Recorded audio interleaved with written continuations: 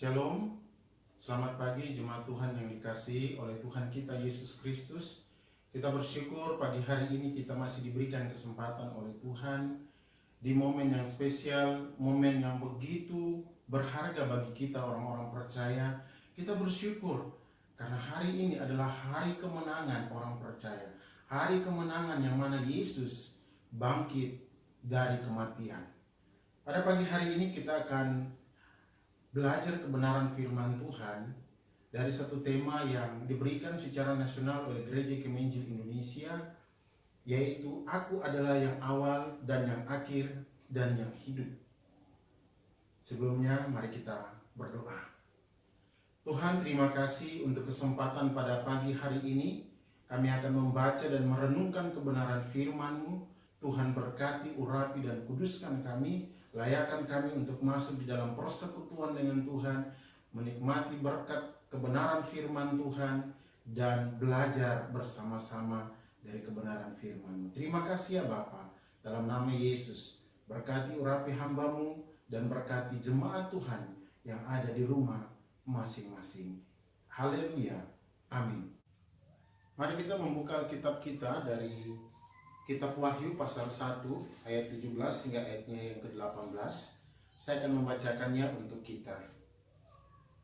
Ketika aku, Yohanes, melihat dia, tersungkurlah aku di depan kakinya sama seperti orang mati. Tetapi ia meletakkan tangan kanannya di atasku, lalu berkata, "Jangan takut. Aku adalah yang awal dan yang akhir dan yang hidup. Aku telah mati, namun lihatlah, aku hidup sampai selama-lamanya, dan aku memegang segala kunci maut dan kerajaan maut." Jemaat Tuhan yang kekasih di dalam Tuhan Yesus, kesempatan pagi hari ini kita belajar dengan tema Aku adalah yang awal dan yang akhir dan yang hidup. Melihat kemuliaan Tuhan Yesus, Yohanes tersungkur di hadapan Tuhan Yesus yang menampakkan diri kepadanya. Yohanes tidak layak untuk melihat, tidak layak untuk menghadapkan mukanya sebagai manusia yang penuh dengan dosa. Tetapi Tuhan datang bukan untuk menghukum, bukan untuk membuat Yohanes merasa takut, tetapi kehadiran Tuhan Yesus untuk memberikan kekuatan, untuk memberikan semangat, untuk menyatakan kuasanya atas kehidupan, atas maut, atas kematian yang dialaminya. Yesus sudah bangkit, dan itulah yang Tuhan sampaikan kepada Yohanes untuk menyampaikannya kepada jemaat-jemaat yang ada. Di dalam Wahyu pasal 1 ayat yang ke-11, firman Tuhan katakan, katanya, "Apa yang engkau lihat, tuliskanlah di dalam sebuah kitab dan kirimkanlah kepada ketujuh jemaat ini, ke Efesus, ke Smyrna, ke Pergamus, ke Tiatira, Sardis, Philadelphia, dan Laodikia." Pesan apa yang Tuhan inginkan agar Yohanes menyampaikan berita atau menyampaikan penglihatan pertama? Karena Tuhan katakan di ayat yang 11 dan juga di ayatnya yang ke-19 bahwa apa yang Yohanes lihat saat ini dan sesudah pertemuannya dengan Tuhan Yesus dalam penglihatan atau penampakan ini harus dia tuliskan dan dia sampaikan kepada jemaat Tuhan, yaitu bahwa Tuhan katakan jangan takut. Ayat yang ke-17, melihat kemuliaan Tuhan Yesus yang begitu besar tentu membuat Yohanes merasa takut, merasa gentar dengan apa yang terjadi. di tengah-tengah pergumulan hidupnya, di tengah-tengah hal bahkan pembuangan yang sedang dialami Yohanes ketika berada di Pulau Patmos. Tapi Tuhan katakan kepadanya, jangan takut. Artinya saat Yohanes mengalami penderitaan, mengalami penganiayaan, dan dibuang karena Injil Tuhan, percayalah bahwa Tuhan senantiasa menyertai dia. Bagaimana peristiwa penyertaan Tuhan sudah Tuhan lakukan, sudah Tuhan kerjakan sebelum dia mati ketika bersama-sama dengan murid-muridnya. Frase ini sering dipakai Tuhan Yesus, jangan takut, untuk memberi kekuatan kepada murid-murid, sekaligus juga memberikan perintah kepada mereka untuk tidak lagi takut, baik di tengah badai yang mereka alami. Pada saat itu mereka sedang mengalami badai di Danau Galilea. Matius 14 ayat yang ke-27 mencatatnya. Ada peristiwa lain juga saat mereka bersama dengan Yesus di sebuah gunung. Saat itu rupa Yesus berubah, wujud Yesus berubah. Ketika Yesus berada bersama-sama dengan Nabi Musa dan Elia. Di dalam istilah teologia disebut dengan peristiwa transfigurasi. Bagaimana rupa Tuhan Yesus begitu bersinar-binar dan memancarkan cahaya kemuliaan yang nampak pada saat itu. Kemudian Yesus juga tidak pernah meninggalkan para pengikutnya. Rasul Paulus yang ada di penjara, ketika hendak memberitakan Yesus, memberitakan Injil ke Roma, dia mengalami ketakutan yang gentar. Karena Injil dia di penjara. Tapi Tuhan datang kepadanya mengatakan, kuatkanlah hatimu. Yang bahasa lain bahwa jangan takut, bahwa aku akan menyertai engkau. Pergilah ke Roma dan beritakanlah Injil di sana. Jemaat Tuhan yang kekasih, Tuhan tidak pernah meninggalkan umatnya. Tuhan tidak pernah meninggalkan kita. Alasan kenapa saudara dan saya percaya kepada Tuhan Yesus, karena Dia adalah Allah yang setia, Allah yang tidak pernah meninggalkan kita, Allah yang selalu ada bersama-sama dengan kita di saat susah, di saat senang, di saat kita mengalami sakit penyakit, di saat kita sehat, dalam keadaan apapun, Tuhan selalu ada bersama-sama dengan kita. Bapak Ibu yang kekasih, dalam kalimat aku adalah yang awal dan yang akhir, di situ Yohanes mulai mengenal Dia adalah Yesus, Dia adalah Tuhan. Sebagaimana dia mengungkapkan pernyataannya, aku adalah aku. Yohanes 8 ayat yang ke-58 mengatakan hal yang demikian. Yesus adalah Tuhan. Yesus katakan, aku adalah aku. Aku adalah Dia dan Dia di dalam aku. Dia itu Bapa yang ada di dalam Yesus. Dia adalah yang awal dan yang akhir. Di dalam Injil Yohanes pasal 1 ayat pertama hingga ayat yang ketiga, di situ tercatat bahwa Yohanes memberi kesaksian. Pada mulanya adalah firman. Firman itu bersama-sama dengan Allah dan firman itu adalah Allah. Ia pada mulanya bersama-sama dengan Allah. Segala sesuatu dijadikan oleh Dia dan tanpa Dia tidak ada suatu pun yang telah jadi dari segala yang telah dijadikan. Bapak Ibu yang kekasih, Yesus adalah yang awal. Yesus ada dalam proses penciptaan bumi ini, proses penciptaan langit dan bumi. Yesus yang pertama bangkit dari antara orang mati. Kolose 1 ayat yang ke-8. Dan Ia membawa segala hal kepada kesudahannya. Karena ia adalah penggenap segala sesuatu. Apa yang dinubuatkan oleh nabi-nabi, apa yang disampaikan oleh nabi-nabi pada zaman perjanjian lama, itu digenapi oleh Tuhan Yesus di atas kayu salib. Dia adalah yang awal. Dan oleh sebab itu, maka dia juga adalah yang akhir. Karena dialah yang menggenapi segala sesuatu di tengah-tengah dunia ini. Ia adalah yang awal dan yang akhir.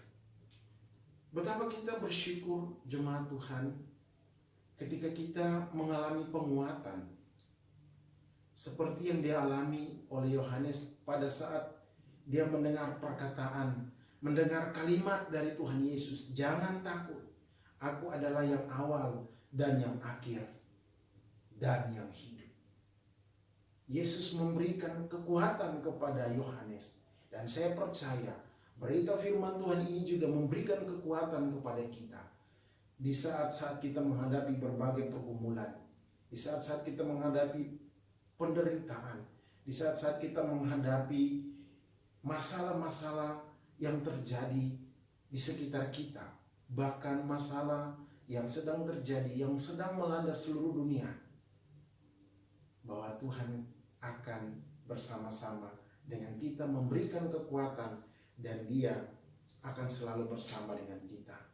Dan kita menyadari bahwa Tuhan Yesus ada di awal dan di akhir proses atau sejarah kehidupan manusia, dan Dia selalu menyertai umatnya. Di ayatnya yang ke-18, firman Tuhan berkata kepada kita bahwa Dia Allah yang hidup. Aku telah mati, namun lihatlah, aku hidup sampai selama-lamanya, dan aku memegang segala kunci maut dan kerajaan maut. Ia adalah Tuhan yang menyatakan bahwa Ia adalah yang kekal. Yesus menyatakan bahwa dirinya adalah pribadi yang kekal. Dia adalah kekekalan itu sendiri dan berbeda dari semua dewa kafir yang ada. Ia adalah yang hidup. Perkataan Yesus ini memberikan pengharapan kepada Yohanes untuk tetap maju di tengah-tengah pergumulan, di tengah-tengah masa-masa sulit yang sedang dihadapinya di Pulau Patmos. Dan itu pun akan dia sampaikan kepada jemaat-jemaat bahwa Yesus hidup, Tuhan Allah hidup. Inilah kemenangan kita, inilah kekuatan iman kita sebagai orang-orang percaya, sebagai orang Kristen. Kebangkitan Kristus, Yesus hidup, itulah yang menjadi dasar iman percaya kita. Itulah yang menjadi kekuatan iman kita ketika Yesus hidup. Dan Dia adalah hidup itu sendiri. Perhatikan Bapak Ibu yang kekasih jemaat Tuhan, Yesus mengatakan, "Aku adalah yang hidup." Bukan hidup, bukan hanya sekedar hidup saja, tetapi Dia adalah hidup itu sendiri. Di dalam Yohanes pasal 14 ayat yang ke-6, ketika Yesus sedang berbincang-bincang dengan Petrus, Yesus katakan kepadanya, "Akulah jalan dan kebenaran dan hidup." Petrus bingung. Begitu juga dengan rekan sepelayanannya, yaitu Thomas, yang memberikan pertanyaan di dalam Yohanes 14 ayat yang ke-5. "Tuhan, kami tidak tahu kemana Engkau pergi, jadi bagaimana kami tahu jalan ke situ?" Seperti tadi pernyataannya, "Akulah jalan dan kebenaran dan hidup. Tidak ada seorang pun yang dapat datang kepada Bapa kalau tidak melalui aku." Petrus, Thomas, dan teman-teman mereka, para rasul yang ada, mungkin mereka bingung, mereka tidak tahu. Tapi nanti pada waktunya mereka akan tahu. Ketika Yesus bangkit dari antara orang mati, Yesus menampakkan diri kepada mereka. Di situ mereka akan sadar bahwa Yesus adalah jalan, Yesus adalah kebenaran itu sendiri, dan Yesus hidup. Yesus adalah hidup kekal itu sendiri.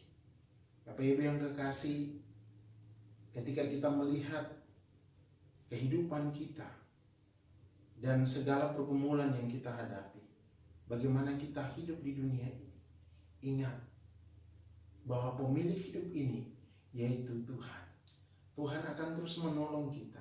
Tuhan akan terus memberikan kita kekuatan, memberikan kita jalan keluar, memberikan kita solusi di setiap pergumulan-pergumulan, di setiap tantangan hidup, di setiap masalah-masalah yang kita hadapi di dunia ini. Dia memberikan hidup itu kepada kita. Dia yang memiliki hidup itu. Yohanes pasal 6 ayat yang ke-33. Kita harus dekat dengan Tuhan. Kita harus bersekutu dengan Tuhan. Sehingga apa yang menjadi pergumulan kita, apa yang menjadi kebutuhan-kebutuhan hidup kita, Tuhan akan memberikan itu kepada kita. Dan hidup yang diberikan kepada kita adalah hidup yang kekal. Kebenaran akan kebangkitan Tuhan Yesus, kebenaran akan kebangkitan Kristus yang tidak bisa dibantah oleh siapapun, membuat setiap orang percaya bersukacita di dalam kuasa-Nya. Setiap orang percaya akan bersukacita karena menyadari bahwa Tuhan mereka bukan Tuhan yang mati, bukan Tuhan yang tidak bisa buat apa-apa atas maut, tetapi Tuhan kita adalah Tuhan yang hidup, Tuhan yang mampu melakukan segala sesuatu. Dia adalah kekekalan itu sendiri. Inilah inti Injil, inilah dasar iman percaya kita. Kalau Tuhan Yesus tidak bangkit, maka sia-sialah iman percaya kita sebagai orang Kristen. Kalau Tuhan Yesus tidak bangkit, maka percuma saja kita mengikut Yesus. Tetapi yang sebenarnya adalah Dia hidup. Dia sedang menunggu kita di dalam kekekalannya. Mari kita tetap menjaga hidup kita untuk tetap bersekutu dengan Tuhan, dekat dengan Tuhan, percaya kepada Dia. Karena kebangkitan membuktikan bahwa Yesus adalah Tuhan Allah yang berkuasa atas dunia ini, atas alam semesta ini, bahkan atas maut yang menjadi hukuman manusia, yang menjadi hal yang harus dijalani oleh manusia. Tetapi karena syukur kasih-Nya yang besar, Dia mati di atas kayu salib menggantikan saudara dan saya, dan Dia bangkit menyatakan bahwa Dia hidup untuk selama-lamanya. Yesus berkata di kalimat selanjutnya kepada penampakan yang dilihat oleh Yohanes di ayat 18, Aku memegang segala kunci maut dan kerajaan maut.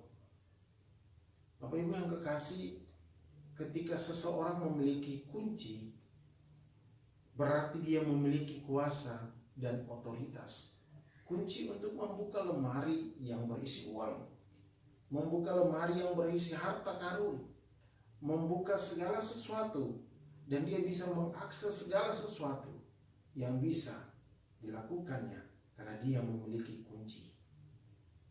Bapak Ibu yang kekasih, sebagai orang percaya, kita tidak boleh takut. Namun sebaliknya, kita akan tetap teguh di dalam iman kita kepada Yesus dan terus bersaksi, terus memberitakan bahwa Yesuslah pemberi hidup itu, bahwa Yesuslah pengharapan umat manusia. Bapak Ibu yang kekasih, Dialah awal, Dialah yang akhir, Dialah hidup itu sendiri. Di akhir firman Tuhan ini, ingat bahwa Yesus ada di awal dan Yesus juga ada di akhir sejarah kehidupan manusia. Oleh sebab itu, jangan takut. Mari kita terus percaya. Mari kita terus bersandar kepada Tuhan Yesus, bahwa segala sesuatu dalam hidup kita ini ada dalam kendalinya. Sekarang bahkan sampai selama-lamanya, karena Dia adalah kekekalan itu sendiri. Jemaat Tuhan yang kekasih, kiranya melalui perayaan Paskah ini, kita semua boleh memberitakan Yesus pemberi hidup. Dan Yesus adalah harapan kita dalam menghadapi berbagai hal yang kita alami, termasuk hal-hal yang sulit saat ini. Kiranya firman Tuhan ini menolong kita, menguatkan kita, memberkati kita, meneguhkan kita untuk tetap maju, untuk tetap memberitakan bahwa Yesuslah hidup itu, Yesuslah kekekalan itu, Yesuslah pemberi hidup itu, Yesuslah harapan kita dalam setiap pergumulan, dalam setiap permasalahan yang kita hadapi. Haleluya. Kita berdoa.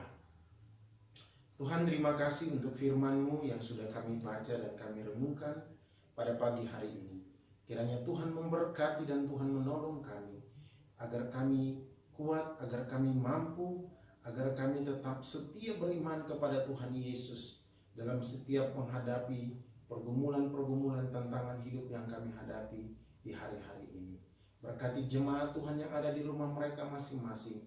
Kiranya mereka tetap dikuatkan di tengah-tengah badai, di tengah-tengah pergumulan dunia, di tengah-tengah pergumulan bangsa Indonesia. Kami berdoa Tuhan menguatkan dan memampukan kami, dan selalu mengingatkan kepada kami bahwa Yesus ada di awal, Yesus ada di akhir hidup manusia. Bahkan Dia hidup untuk memberikan kekekalan itu kepada kami. Dia sedang dan sudah menyediakan tempat bagi kita. Oleh sebab itu, mari Tuhan berkati umat-Mu, berkati kami semua untuk ada setia sampai kedatangan Tuhan Yesus pada kali yang kedua. Mari jemaat Tuhan, arahkanlah hatimu, tadahkanlah kedua tanganmu dan terimalah. Kiranya kasih dari Allah Bapa, kasih di dalam Tuhan Yesus Kristus, dan kuat kuasa Allah Roh Kudus akan melindungi, memimpin, menyertai kita, memberikan damai dan sukacita kepada kita, mulai saat ini terus kekal selama-lamanya. Amin.